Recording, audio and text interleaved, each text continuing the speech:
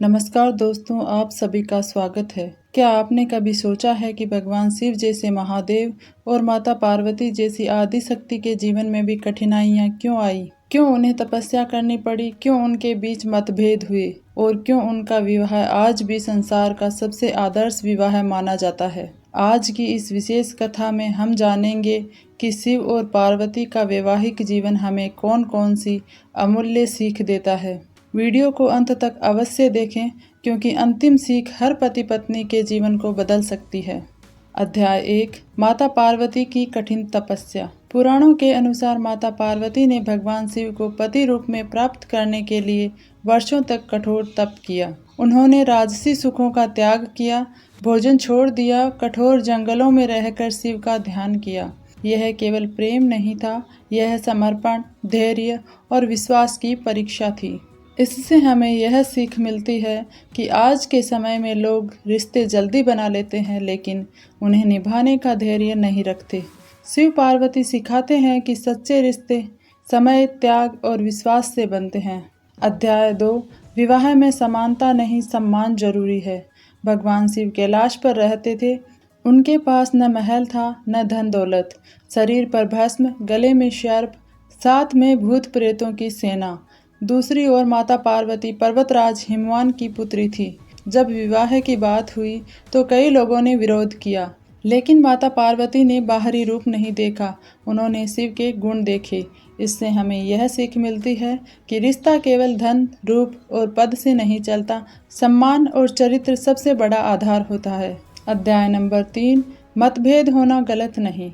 एक बार माता पार्वती और भगवान शिव के बीच अनेक विषयों पर चर्चा हुई। कई बार दोनों की राय अलग होती थी, लेकिन उन्होंने कभी अहंकार को अपने रिश्ते के बीच नहीं आने दिया। मतभेद हुए, लेकिन मनभेद नहीं हुए। इससे हमें यह सीख मिलती है कि हर पति पत्नी के बीच विचारों का अंतर होना स्वाभाविक है। समस्या विचारों के अंतर में नहीं, बल्कि अहंकार में होती है। अध्याय 4, परिवार में संतुलन। भगवान गणेश और कार्तिकेय दोनों शिव पार्वती के पुत्र थे। दोनों के स्वभाव बिल्कुल अलग थे, एक बुद्धि के देवता, दूसरे युद्ध के देवता। फिर भी शिव और पार्वती ने दोनों को सम्मान, प्रेम दिया। इससे हमें यह सीख मिलती है कि माता पिता को बच्चों की तुलना नहीं करनी चाहिए, हर बच्चे की अपनी विशेषता होती है। अध्याय 5, जब माता पार्वती रूठ गई। कथाओं में वर्णन मिलता है कि कई बार माता पार्वती नाराज हुई, लेकिन भगवान शिव ने उनके सम्मान को कभी ठेस नहीं पहुंचाई। उन्होंने संवाद किया, उनकी भावनाओं को समझा। इससे हमें यह सीख मिलती है, रिश्ते में सबसे बड़ा उपाय संवाद है। जहां बातचीत बंद होती है, वही दूरी शुरू होती है। अध्याय 6, अर्धनारीश्वर का रहस्य। भगवान शिव का अर्धनारीश्वर स्वरूप अत्यंत अद्भुत है। इस स्वरूप में आधा शरीर शिव का और आधा पार्वती का है। यह केवल एक दिव्य रूप नहीं है, यह संसार को संदेश देता है कि पति पत्नी एक दूसरे के पूरक है, कोई बड़ा या छोटा नहीं, दोनों मिलकर पूर्णता प्राप्त करते हैं। इससे हमें यह सीख मिलती है, जहाँ एक दूसरे का सम्मान होता है, वही सुखी वैवाहिक जीवन होता है। अध्याय 7, कठिन समय में साथ। जब समुद्र मंथन हुआ और विष निकला, तब भगवान शिव ने संसार की रक्षा के लिए विषपान किया। उस समय माता पार्वती ने भी उनका साथ दिया।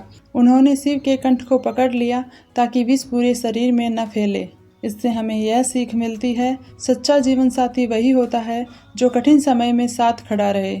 अध्याय 8, विश्वास की शक्ति। शिव और पार्वती के रिश्ते की सबसे बड़ी नींव विश्वास था। विश्वास ऐसा कि संसार की कोई भी शक्ति उसे तोड़ नहीं सकी। इससे हमें यह सीख मिलती है, जहाँ विश्वास होता है, वहाँ संदेह के लिए कोई स्थान नहीं रहता। अध्याय 9, अहंकार रिश्ते का सबसे बड़ा शत्रु है। पुराणों में बार बार बताया गया है कि अहंकार व्यक्ति को पतन की ओर ले जाता है। शिव स्वयं महादेव होते हुए भी अत्यंत विनम्र है। इससे हमें यह सीख मिलती है, पति पत्नी में यदि अहंकार आ जाए तो प्रेम धीरे धीरे समाप्त होने लगता है। अध्याय 10, शिव पार्वती का अंतिम संदेश। शिव और पार्वती का जीवन हमें सिखाता है कि प्रेम में धैर्य होना चाहिए, रिश्ते में सम्मान होना चाहिए, कठिन समय में साथ नहीं छोड़ना चाहिए, संवाद बनाए रखना चाहिए, विश्वास को कभी टूटने नहीं देना चाहिए, अहंकार को त्याग देना चाहिए। इन्हीं सिद्धांतों के कारण उनका वैवाहिक जीवन आज भी आदर्श माना जाता है। दोस्तों, यदि हर पति पत्नी शिव और पार्वती के जीवन की इन शिक्षाओं को अपने जीवन में उतार ले तो परिवार में सुख, शांति और समृद्धि बनी रह सकती है। आपको शिव पार्वती की कौन सी सीख सबसे अधिक प्रेरित करती है? कमेंट में हर हर महादेव अवश्य लिखें। वीडियो पसंद आया हो तो लाइक करें, शेयर करें और चैनल को सब्सक्राइब करना न भूलें। हर हर महादेव।